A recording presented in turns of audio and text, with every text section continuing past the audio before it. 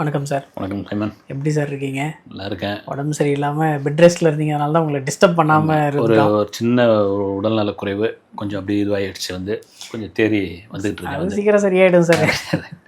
வரத்து தான், அது இயல்பு தான். அது கரெக்டாக நம்ம குட் பேட் அக்லி டைமில் அதுக்கு முன்னாடி வரைக்கும் நல்லா தான் இருந்தீங்க. விடாமுயற்சிகளாம் நகரி வரைக்கும் டிஃபன் சாப்பிட்றது, அங்கன்னு டீ குடிக்கிறதுலாம் எடுத்து போட்டுக்கிட்டு இருந்தோம். அதுதான் பிரச்சனைன்னு நினைக்கிறேன்.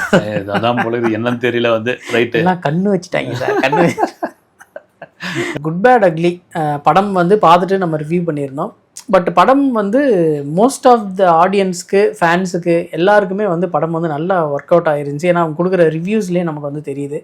ஒரு சிலர் அடிச்சுக்கிட்டு இருந்தாங்க, அவங்க என்ன படம் வந்தாலும் அடிச்சுக்கிட்டு தான் இருக்க போகிறாங்க, அது நம்ம எதுவும் பண்ண முடியாது. படம் ஒரு 5 days கிராஸ் ஆகிடுச்சு சார். இப்போது பப்ளிக்கோட டாக் எப்படி இருக்குது? முதல் 3 நாளில் விஸ்வாசம் படத்துக்கு 100 கோடி ரூபாய், அதன் பிறகு துணிவு, அப்புறம் 6 நாளில் நேர்கொண்ட பார்வை ஒரு 108 கோடி அதெல்லாம் ரெக்கார்ட் பிரேக் பண்ணுற மாதிரி இன்றைக்கி குட் பேட் அக்லி 5 நாளில் தமிழ்நாடு வரைக்கும் 100 கோடி ஓவர்சீஸோடு சேர்த்து கிட்டத்தட்ட 200 கோடி. இன்னொரு 2 நாளில் 300 கோடி தாண்டிடும். இன்னும் இந்த வீக்கும் இருக்குது, வேறு படங்களும் கிடையாது. நீங்கள் சொல்கிற மாதிரி தான் இப்போ என்னப்பா படம் எடுத்துட்டாரு, கதையே இல்லைன்ட்டாங்க. கதையே இல்லை, ரைட், ஓகே, பழைய இதெல்லாம் வச்சு இது பண்ணிட்டாங்க அப்படின்னு. ஆனால் அந்த ஃபேன்ஸு வெறித்தனமான ஒரு கொண்டாட்டம். நாமளே பார்த்தோம். நம்ம அதெல்லாம் மீறி ஒரு தியேட்டர் ஓனர் இன்டர்வியூ கொடுத்துருந்தாங்க பார்த்தீங்களா? ஆமாம். ஒரு சேர் மேலாம் ஏறி குதிச்சு இது பண்ணியிருக்காங்க. அவங்க வரவேற்காங்க. ஒரு கட்டத்தில் ஒன்றும் பண்ண முடியாது. அப்படி முழுக்க ஒரு ஃபேன்ஸுக்கான படமாக ஒரு 3 நாள் 4 நாள் 3 நாள் இருந்த படம். அதன் பிறகு ஃபேமிலி ஆடியன்ஸ் வர ஆரம்பித்தாங்க. ஃபேமிலி ஆடியன்ஸுக்கான படமாக நான் விசாரித்த வகையில் உள்ளே வர ஆரம்பித்தாங்க. இந்த படம் இன்றைக்கி இப்போ வீடியோ பேசுகிறேன். இன்றைக்கி லீலா பேலஸ் 7 ஸ்டார் ஹோட்டல் லீலா பேலஸில் ரியல் சக்ஸஸ் மீட் நடந்திருக்குது. அது என்ன சார் ரியல் சக்ஸஸ் மீட்? நிறைய சக்ஸஸ் மீட்ன்ற பேரில் படம் ரிலீஸ் ஆகி அடுத்த நாளே சக்ஸஸ் மீட்லாம் உண்டு. படம் ரிலீஸ் ஆகி சாயங்காலம் சக்ஸஸ் மீட்லாம் நடந்திருக்குது. அதனால் இது ரியல் சக்ஸஸ் மீட்னு சொல்லி ஆகணும். ஏன்னா இதுக்கு முன்னாடி ட்ராகன் ஒரு ரியல் சக்ஸஸ் படம் தான். ஏன்னா நீங்கள் எடுத்துங்க, இந்த ஜனவரிலேருந்து ஏப்ரல் வரைக்கும் ஒன்றுமே ட்ராகன் இன்னொரு படம் தான், விடாமுயற்சி கூட ஓகே, இதுவான ஒரு அந்த படம் நாம் கூட பேசியிருந்தோம். ஒரு சூப்பர் ஹிட் படம் கிடையாது. ஒரு சூப்பர் படம் இல்லை, சூப்பர் டூப்பர் கிடையாது. ஆனால் குட் பேட் அக்லி ஒரு சூப்பர் டூப்பர் ஹிட் படம் ஒன்றே தான் ஒரு தியேட்டருக்காரங்களுக்கும் ஒரு டிஸ்ட்ரிபியூட்டருக்கும் ஒரு பெரிய சந்தோஷம் ஆயிடுச்சு. இதை தாங்க நாங்கள் எதிர்பார்த்துக்கிட்டு இதை கொடுங்க போதும், இதுதானுங்க அப்படின்னு. அந்த கொண்டாட்டம் தான், அந்த வசூல் தான். இன்னும் பார்த்தீங்கன்னா எனக்கு தெரிஞ்சு இந்த வசூல் ஜெயிலரை நெருங்கிடும் அப்படின்னு எனக்கு தோணுது. அதுதான் சார் எல்லாருமே போட்டுட்டு இருந்தாங்க. ஜெயிலரை கிராஸ் ஆக போகுது, லியோ தாண்ட போகுது அப்படின்னு சொல்லி நிறைய பேர் கமெண்ட் பண்ணிட்டு இருந்தாங்க. இது நிஜமாவே கிராஸ் பண்ணுறதுக்கு வாய்ப்புகள் இருக்குமா? எனக்கு தெரிஞ்சு பார்த்தீங்கன்னா இப்போ இந்த வாரம் திங்கக்கிழமை உண்மையாக என்ன ரிசல்ட்டு, என்ன கலெக்ஷன்ஸ் தெரிஞ்சு போயிடும். எனக்கு தெரிஞ்சு தயாரிப்பு நிறுவனமே, ஏன்னா இதை விட தயாரிப்பு நிறுவனம் தான் விட்டுருக்காங்க. தமிழ்நாட்டில் 100 கோடி, ஓவர்சீஸோடு சேர்த்து 170 கோடின்னு அவங்க தான் விட்டுருக்காங்க. அதனால் ஒரு மண்டே வாக்கில் கண்டிப்பாக அவங்க ஒரு பெரிய ஒரு வசூலை ஒரு இதுதான் சொல்லுவாங்க. எனக்கு தெரிஞ்சு புக் மை ஷோலேயே பார்த்தீங்கன்னா 10 lakhs பர்சன்டேஜ் 92% ஷோ அந்த புக் மை ஷோலேயே அடித்து தூக்கியிருக்காங்க. ஏன்னா ஆன்லைனில் டிக்கெட் கிடைக்குமான்ற அளவுக்கு ஆகிருக்குது ஒரு கட்டத்தில். இதெல்லாம் தாண்டி அதர் ஸ்டேட்டில் இதுக்கு ஒரு பெரிய வரவேற்பு இல்லை அப்படி இப்படிலாம் சொல்லியிருந்தாங்க. நான் கர்நாடகாவில் இருக்கிற நண்பர் ஒருத்தர்கிட்ட கேட்டபோது பெரிய வரவேற்பு பண்ணாங்க. ஏன்னா கர்நாடகாவில் ஒரு தனி ஃபேன்ஸு, கேரளாவில் இருக்காங்க. அதை தாண்டி ஓவர்சீஸோட கிங்கு அப்படின்ற மறுபடியும் துணிவுக்கு பிறகு அஜித் நிரூபிச்சிருக்காங்க அந்த படத்தில். சார் மலேசியாவில் பயங்கரமாக போயிட்டுருக்கு அப்படின்னு சொல்லி ஒரு டாக் இருக்கே சார், அது உண்மையா? எல்லா அப்ராட்லேயும் எல்லா நாட்டிலையும் இது வரைக்கும், குறிப்பாக மலேசியாவில் எனக்கு தெரிஞ்சு 1322 ஸ்க்ரீன்ஸ் கொடுத்துருக்காங்க பொழுது. அதுக்கு பார்த்தீங்கன்னா இன்க்ரீஸ் ஆகி 1372 ஸ்க்ரீன், ஒரு 50 ஸ்க்ரீன்ஸ் அதிகப்படுத்தியிருக்காங்க.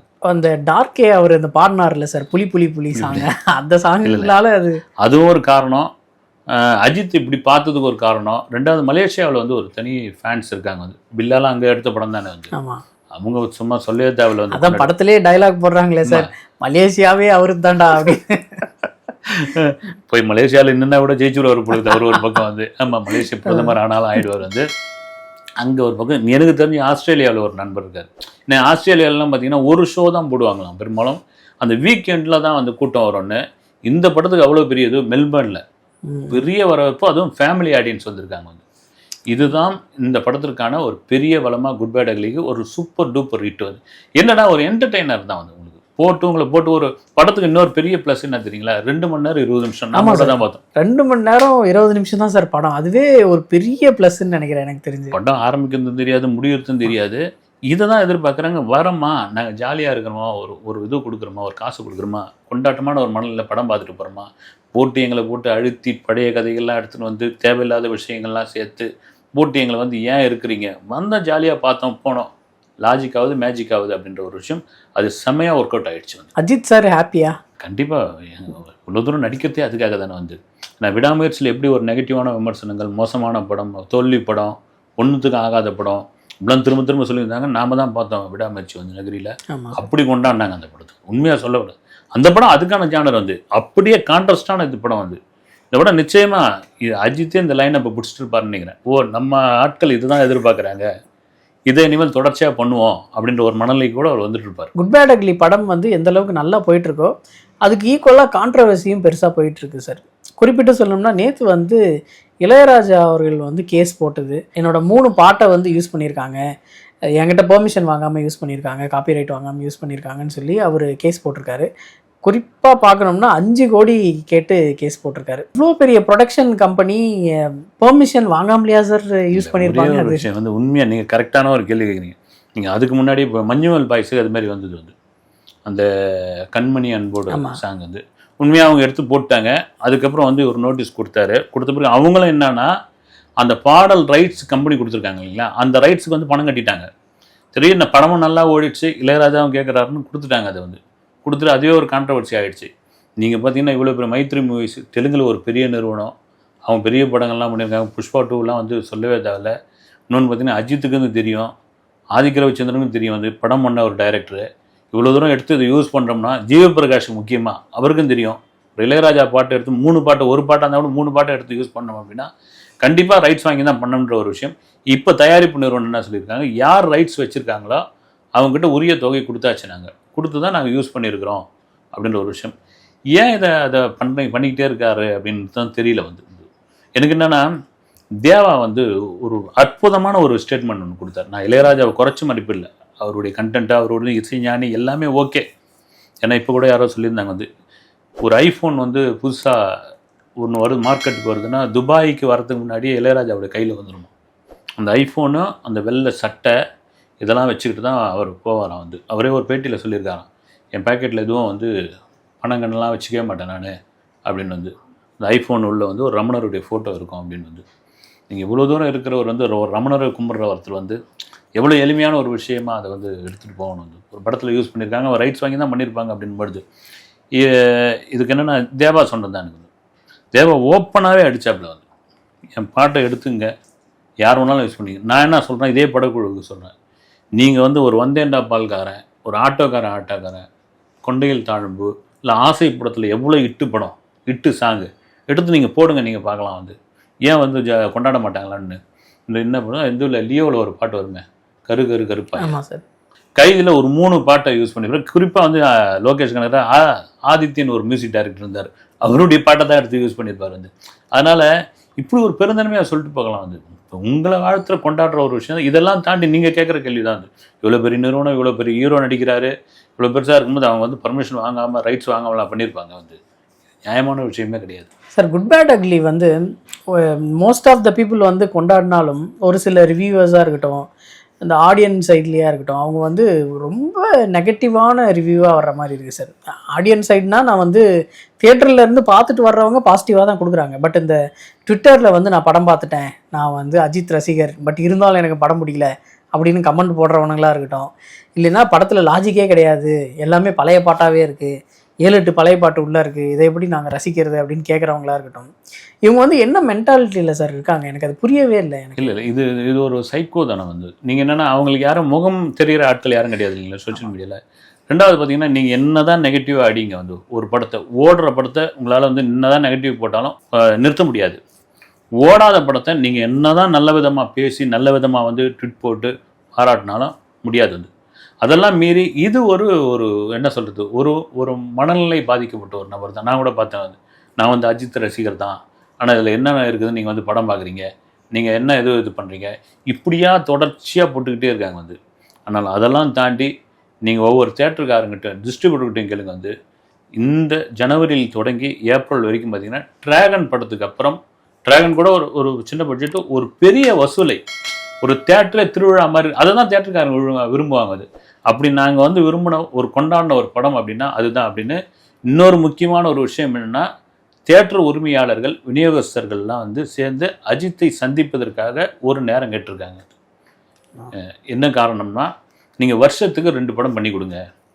ஏன்னா இங்கே எடுத்துங்க ஒரு பெரிய ஹீரோக்கள் இன்றைக்கி வந்து எந்த சின்ன படங்கள் ஓடுது வந்து சின்ன படங்கள் கதை நல்லா இருந்து இந்த மாதிரி நம்ம ரிவ்யூ பேசி மீடியாவில் வந்தால் தான் ஓடுது. மற்றபடி ரிஸ்கில் தான் வந்து இது பண்ணிகிட்டு இருக்காங்க வந்து எல்லாத்தையும் வசம் பண்ணிகிட்டு இருக்காங்க. ஆனால் ஒரு அஜித் படமோ ஒரு விஜய் படமோ ஒரு ரஜினி படமோ அப்படின்னா நம்பி ஒரு 3 நாள் இல்லை ஒரு 5 நாள் இல்லை இப்போ இதெல்லாம் பார்த்தீங்கன்னா 10 நாள் கலெக்ஷன் அள்ளுவாங்க வந்து.